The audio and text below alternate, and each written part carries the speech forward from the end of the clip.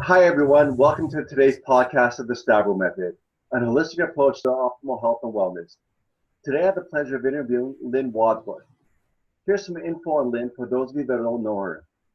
Having been board certified as a holistic health coach after training at the Institute for Integrative Nutrition, Lynne now loves to use her knowledge and training by helping and supporting people in achieving their potential through a healthy lifestyle that will impact their entire lives, including relationships, emotionally, physically, with stress, as well as other areas of life. She wants to see people be in a healthy place in their lives, knowing that through support and encouragement, they can attain their goals and maximize their healthy living. Having suffered from migraine since age 21, Lynne is especially empathetic to people in a similar situation. Having found holistic help leading to a much more pain-free existence, it is her passion to help fellow migraineurs find natural, effective remedies, helping to prevent and lessen the effect on migraines. Lynne is the author of The Ultimate Migraine Handbook, an holistic approach to pain-free relief, the second edition of which is soon to be published, which has a more comprehensive list of hormonal-related migraines. Lynne is also a contributing author of Menopause Maven, Master the Mystery of Menopause. Both are available on her website at www.holistic-healthandwellness.com and through Amazon. I'll also be including links to her products on Amazon and the website a little bit later. So Lynne, I'd like to thank you for taking time out of your busy schedule to join us for today's interview. I'm very excited to have you on board. Thanks, George. I'm really excited to be here. It's a pleasure. The pleasure's all mine, my dear. Lynne, I know that there's a ton of info that you want to cover with our listeners, so let's just dive in whenever you're ready for it. Okay. So one thing I just wanted to update you on since we last spoke, I actually have my new migraine book out. It's called Conquering Migraines.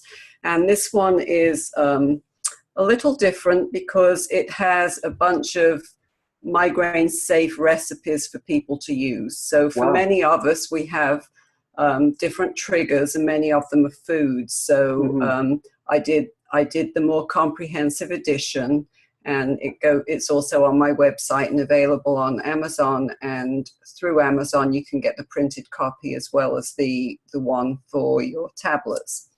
So I was excited about that when it came out. It's a lot more helpful for people with migraines. Very nice. Yeah, I'm very glad that you did share that information because it has been a while since we last spoke. And I know that you're always doing more research in your areas of expertise, so that'll certainly help our numerous listeners over here. So let's just give a bit of background on things. Lynne, how long have you been working in holistic health, and what motivated you to work in this field? Yeah, so I've been doing this for about 5 years now. And of course, like so many people, and especially health coaches, my motivation came through my own personal story. As you probably gathered, I've suffered from migraines for many, many years. And I actually got to the point where they were pretty much daily. I suffered with a headache every day. And I just got to the point where I was so tired of having to take meds all the time. I got to the point where I was addicted to the Vicodin because it was a lot easier for them to give me Vicodin than migraine pills. None of the preventatives worked with me. So I was really at a point in my life, it was running my life. I didn't know when I'd be able to go to social events or if I'd have to take off my full-time job at that time. And so I kind of began a journey trying to find something that would solve this problem for me that didn't involve taking a bunch of pills. I knew there had to be something out there. So about the same time, I also was suffering with yo-yo dieting effects. I had dieted all of my life. I had just about every fad diet on my radar, had done just about everything, had gone up and down on my weight, and had a lot of health issues, some of which were related to the migraines, because with migraines, as migraine sufferers know, you take a pill for the migraine, then you have to start taking a pill because it messes up your stomach, then you have to take a pill for something else. So there's a lot of side effects. It's like a domino effect in a sense. Absolutely.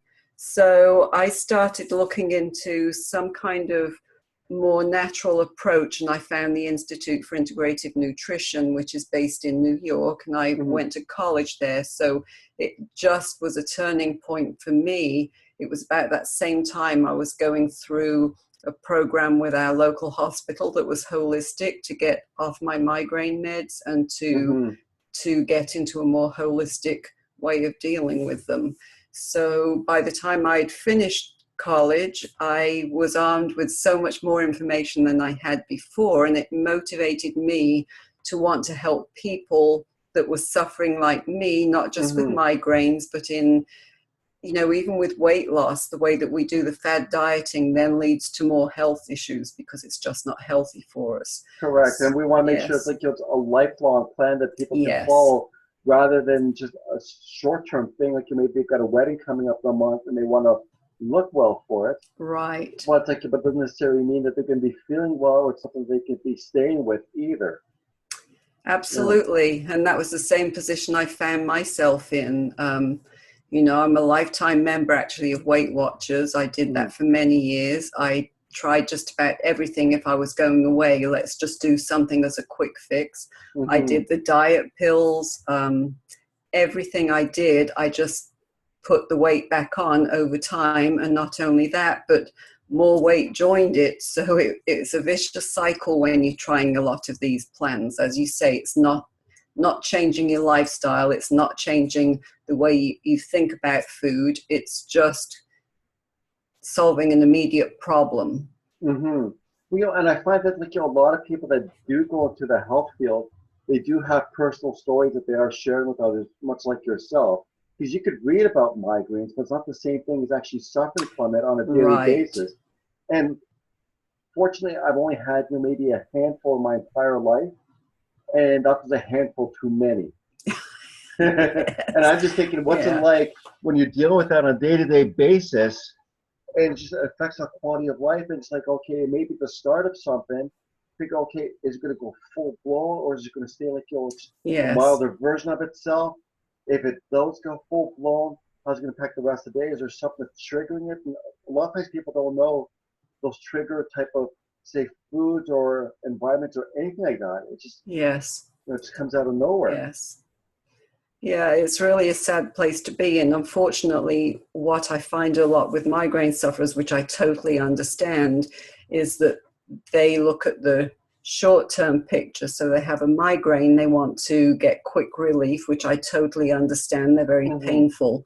But if you start incorporating some holistic and natural ways into your daily life, then in the long term, you're going to see a much better result. So the results I've seen by having natural ways to deal with these is that when I do get migraines, and I do still get them, I live in Florida, so we have a lot of barometric pressure changes, which are pretty much my only trigger anymore. And so when I get those, I find that the intensity of my migraine is a lot less than they used to be. And they don't last like 5 or 6 days like they used to. I can't even fathom stuff like that. Like, it's bad enough dealing with the pain, but I'm one of those people, if I don't know when the pain is going to subside, I just lose my mind. Like, I used to be prone to throat infections quite often, just going a bit of a tangent. And I knew my body well enough that in about 7 days, I'd be totally over it.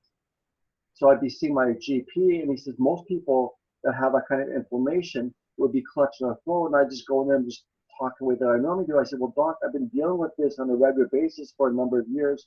I know what's happened to my body, and I know when I'm going to feel better. So if I'm not feeling better after the 7 days, that's something to worry about. So you figure somebody's like, you'll deal with the migraines. It's like, is it an hour-long thing? Is it a week-long thing? It's just, especially if something just, it's a new thing to them and they've never experienced it before, it can be a scary situation for them to be in. Yes. And unfortunately, as you know, with migraines, they can't definitively look at any kind of test results to say, oh, yes, you've got migraines. It's really a going in, getting tests, and then they rule out certain things. So then they go by what the symptoms may be. Well, symptoms vary person to person. When I Mm-hmm. started with them, I had the aura, so I could tell. I'd get the flashing lights, Yes. different tells that I was going to get one. I don't get them like that anymore. Mm-hmm. And a lot of people find the same thing. Some have the aura and they have some kind of forewarning. Some Yes. people don't. I can't even fathom the whole no forewarning. At least with the forewarning, okay, it's a little frightening at the time, but you have an idea of what to expect coming up. Yes. But Yes. some friends of mine dealing with migraines, you know, one moment I'm talking with them great, and then the next moment it just they're almost laying on the ground crying in pain. Mm-hmm. You know, and just I didn't see anything that was happening that could potentially trigger it, but it just came out of the blue for them. Yeah. Yeah. Wow. Yeah, and if people haven't suffered with migraines, they just don't get it. And that's another thing migraine sufferers deal with that people don't always understand. And people may say to you, oh, yeah, I've had a really bad headache. I know what that's like. But It's not the it's same not the thing. same, no. No, and that's what's frustrating talking to some people. It just some people don't even try to understand. So as a male, I've never experienced a period in my life. But doesn't mean it doesn't exist. So with my Right, female friends, I ask them to describe what they're going through, and I can understand up to a certain point, but only up to a certain point as a male. It's not the same thing right. as a female Yeah, dealing with it. I'm yeah, just going to say, well, you know, it's not a big thing, and no, it is. Like some people experience more than others. So just believe what they're going through and meet them where they're at, and just try to be understanding with them. right. Yeah. So, that was really a lot of my motivation when I first started as a health coach. I really wanted to help migraine sufferers, and I do have programs, Mm-hmm. and I do work with people, but everybody is so different. I mean, everybody's different with every area of health, weight loss, but with Yes, migraine sufferers especially so, because they all have different triggers, they have different types of migraines. correct. So it's definitely a very interesting disease to work Mm-hmm. with. Mm-hmm. Well, especially what you're saying earlier, there's really no test to look at to say that Mm, you're genetically predisposed to this. It just, you know, maybe in the future there may be some tests that's saying, well, based on what's happening over here, this may be something that you could be experiencing down the road. But currently, like you're saying, you're only going by the symptoms that you're experiencing. right.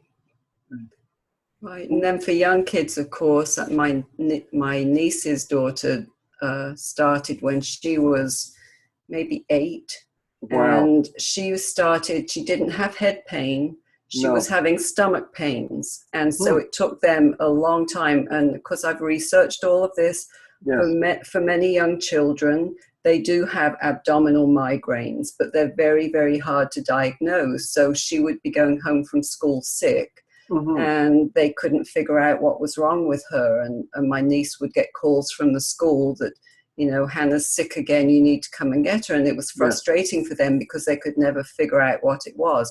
And Hmm. it probably took them a couple of years to diagnose that she had migraines. And so, Mm-hmm. of course, now they've evolved from the abdominal more into, if she gets them, she gets the head pain as well. But for Yes. many children, that's how it starts.